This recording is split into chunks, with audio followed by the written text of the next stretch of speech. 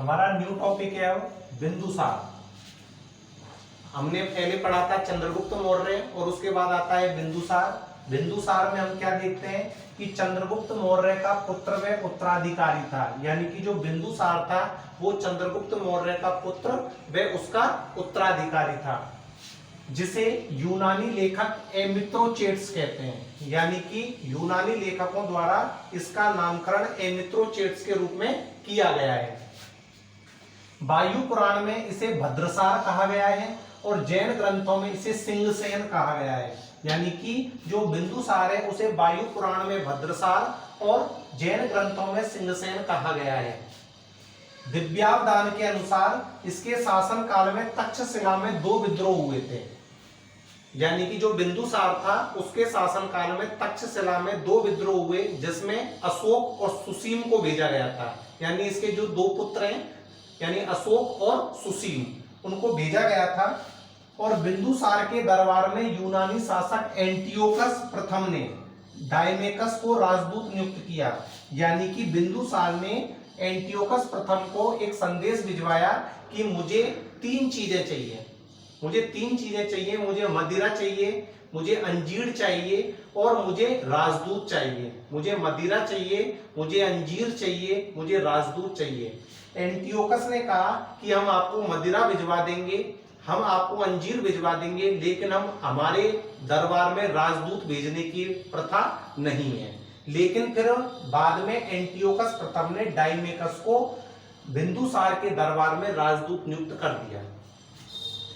Pliny के अनुसार मिस्र नरेश फिलाडेल्फस ने डायनीसियस नामक व्यक्ति को बिंदुसार के दरबार में भेजा, यानी कि जो फिलाडेल्फस था, यानी कि फिलाडेल्फस जो कि मिस्र का शासक था, उसने डायनीसियस नामक व्यक्ति को बिंदुसार के दरबार में भेजा।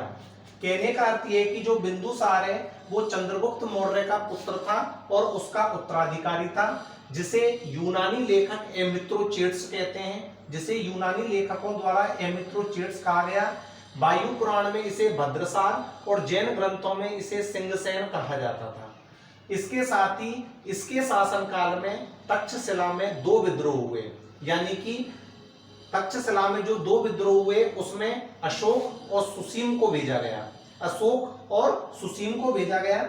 और बिंदुसार के दरबार में यूनानी शासक एंटियोकस प्रथम ने डायमेकस को राजदूत नियुक्त किया, यानी कि बिंदुसार ने एंटियोकस प्रथम से 3 चीजें मांगी, अंजीर, मदिरा और राजदूत। लेकिन एंटियोकस प्रथम ने कहा कि हम आपको मदिरा भिजवा सकते हैं, हम आपको अंजीर भिजवा सकते हैं, लेकिन राजदूत भेजने की हमारे यहाँ कोई प्रथा नहीं है।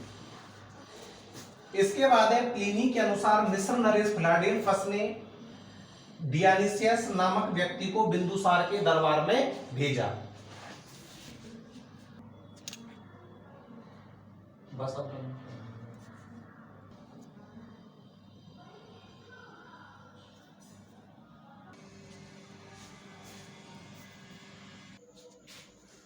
अब तक हमने पढ़ा बिंदुसार, जो कि चंद्रगुप्त मौर्य का पुत्र व उसका उत्तराधिकारी था।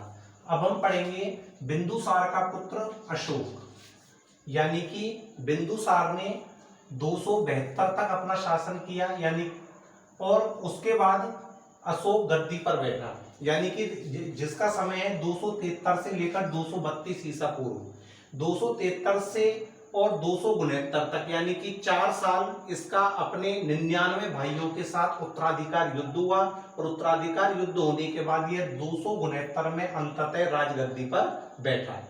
तो इसका जो समय है वो हुआ 273 से लेकर 232 ईसा पूर्व।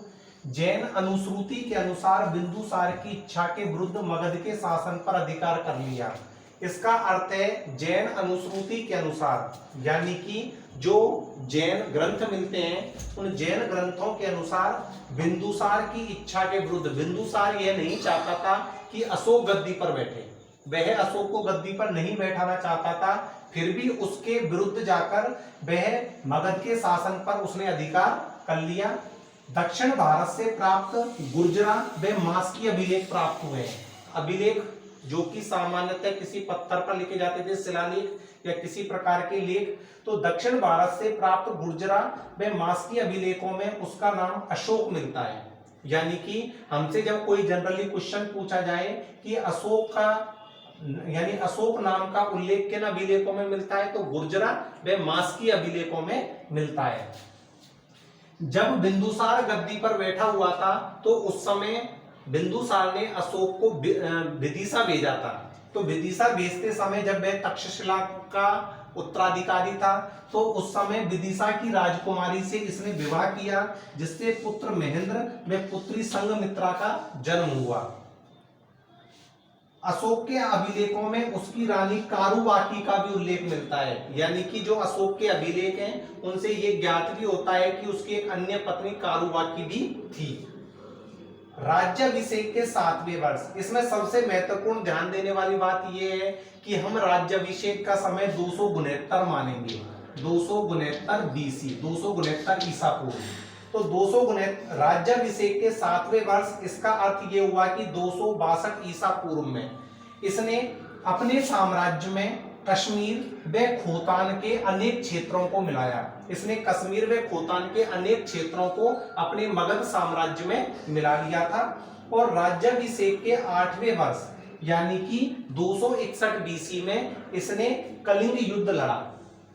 और हाथी गुम्फा अभिलेख से यह ज्ञात होता है, हाथी गुम्फा अभिलेख से यह ज्ञात होता है कि वहां पर उस समय नंदराज शासन कर रहा था। तो इस युद्ध में व्यापक नरसंहार हुआ और इसमें करीब 1 लाख लोगों की मौत हो गई। और 1 लाख सैनिकों की मौत होने के कारण इसका मन विचलित हो गया और इसने भविष्य में कभी भी युद्ध ना करने का वचन ले लिया। तो इसका अर्थ ये हुआ कि जो अशोक है उसका सामान्यतः जो राज्याभिषेक का समय वो 269 BC है। 273 से लेकर 269 तक उसे अपने 99 भाइयों के साथ युद्ध करना पड़ा और युद्ध करने के बाद ही उसे अंततः गद्दी पर बैठा। जैन अनुश्रुति के अनुसार बिंदुसार की इच्छा के विरुद्ध अशोक गद्दी पर बैठा और इसने विदिशा की राजकुमारी के साथ विवाह किया और उससे एक पुत्र महेंद्र और पुत्री संघमित्रा का जन्म हुआ। गुर्जरा यानी दक्षिण भारत में जो अभिलेख प्राप्त हुए हैं गुर्जरा और मास्की, उनसे यह ज्ञात होता है, गुर्जरा और मास्की अभिलेखों से यह ज्ञात होता है कि उसका नाम अशोक मिलता है। और अशोक के अभिलेखों में उसकी रानी कारुबाकी का भी उल्लेख है। राज्याभिषेक के 7वें वर्ष इसने कश्मीर तथा खोतान को कश्मीर में खोतान को इसने मगध में मिलाया। और राज्याभिषेक के 8वें वर्ष इसने कलिंग युद्ध किया, जो कि हम पढ़ भी चुके हैं वैसे पुरानी किताबों में कि हाथी गुम्फा अभिलेखों से यह ज्ञात होता है कि उस समय नंदराज शासन कर रहा था और व्यापक नरसंहार में करीब 1 लाख लोग मारे गए और इसने भविष्य में युद्ध नहीं करने की ठान ली।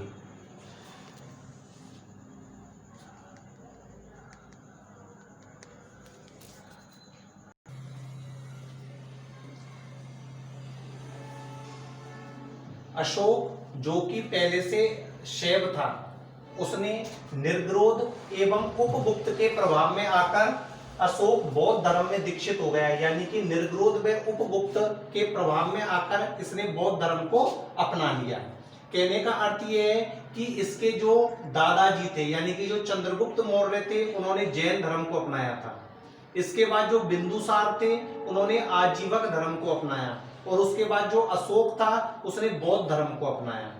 यानी कि कहने का मतलब यह है कि तीनों ने अलग अलग धर्मों को अपनाया, लेकिन जो अशोक था वो पहले शैव था और उसके बाद यह बौद्ध बन गया निर्ग्रोध व उपगुप्त के प्रभाव में आकर।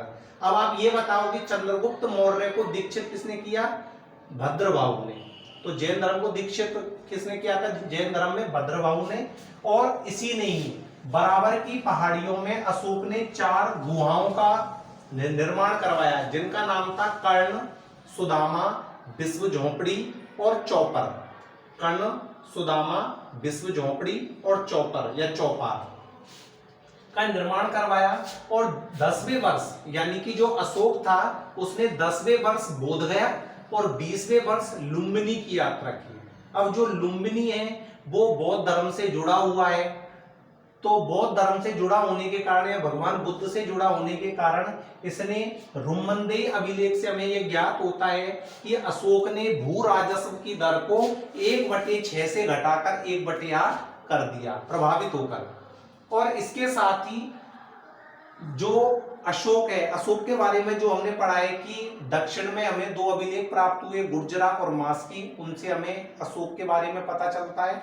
इसके साथ ही बिंदुसार के कहने के विरुद्ध अशोक गद्दी पर बैठा और इसके साथ ही जो अशोक था उसने विदिशा की राजकुमारी से शादी की और उससे एक पुत्र महेंद्र और एक पुत्री संघमित्रा का जन्म हुआ। इसके बाद वह यानी निर्ग्रोध व उपगुप्त के प्रभाव में आकर गद्दी पर यानी कि इसने बौद्ध धर्म को अपना लिया। धम्म, धम्म क्या है? अशोक ने मनुष्य की नैतिक उन्नति हेतु जिन आदर्शों का प्रतिपादन किया उन्हें धम्म कहा गया। अशोक ने मनुष्य की नैतिक उन्नति हेतु, क्योंकि अशोक ने यह प्रतिज्ञा कर ली थी राज्याभिषेक के 8वें वर्ष कलिंग युद्ध में, जब भयानक नरसंहार हुआ कि मैं भविष्य में कभी भी युद्ध नहीं करूंगा और मानव कल्याण के लिए कार्य करता रहूंगा।